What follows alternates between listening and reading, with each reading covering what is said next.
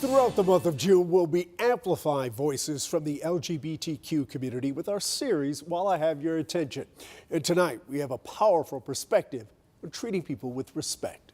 When stories are told in the mainstream media about the trans community, they focus on struggles, on the fact that maybe trans people are having trouble finding jobs or they're being murdered. All of this, presents a certain image of what people expect the trans experience is like. Now that I have your attention, I think everyone should know that it's okay to celebrate, and we should celebrate trans joy and trans success.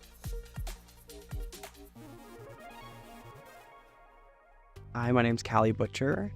I am an attorney here in Dallas, and I identify as a transgender woman. Right now in Texas, trans people in particular are under attack from the state legislature in a way that we haven't seen in years. I think that puts a pressure on you regardless of whether you're directly affected or not by the laws that are being pushed or the rhetoric that's being stated.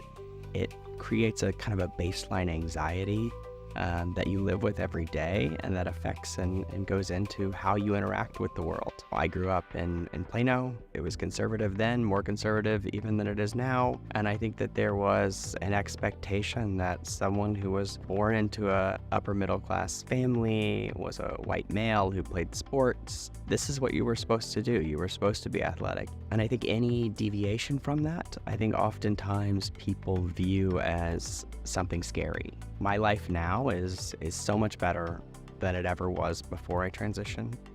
My life isn't that far from the norm, right? I have 2 kids. I have a dog and 2 cats and a house and a pool. We live the life that I think, is that typical American life. The only difference is, that I'm trans and I'm married to a woman. And I think that, what we really need are more stories of the people I know, in my community who are trans, but living a normal life, right? They have a job, they have kids, or they have a significant other. They're volunteering in our community. They're doing all of these things, and they're just trying to get by, just like everybody else. Something that I would like my kids to know, and that I try to impart, and that my spouse tries to impart to them as well, is treating people with respect, understanding that everyone comes from a different lived experience. Even people who you may think are like you, if you really dig in and talk to them, you understand that their life and who they are is shaped by everything that they have gone through.